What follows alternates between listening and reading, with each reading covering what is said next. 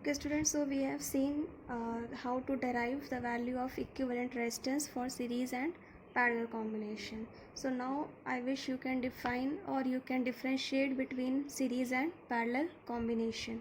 Okay, regarding the values, remember one thing.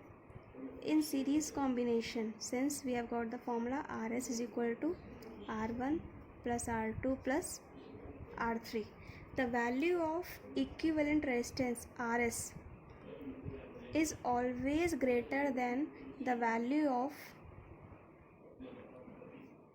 greatest resistance present in the circuit. Like for example, if we have R1 is equal to 1 ohm, R2 is equal to 100 ohm and R3 is equal to 1000 ohm. Okay, so if you connect these three resistors in series combination, then the value of Rs is always greater than which is having the greatest value, 1000.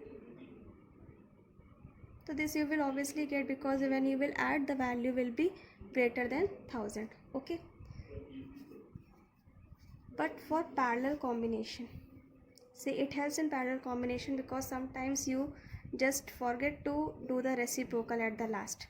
1 upon Rp is equal to 1 upon R1 plus 1 upon R2 plus 1 upon R3. Here the value of Rp that you will get is always less than the least value of resistance present in the circuit.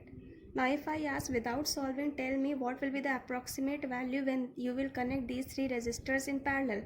So first you will say that R1 is having the least value, so Rp is less than 1 ohm, and if you will solve it, you will get the same answer. Like for example, if R1 is equal to 2 ohm, R2 is equal to 4 ohm and R3 is equal to 8 ohm.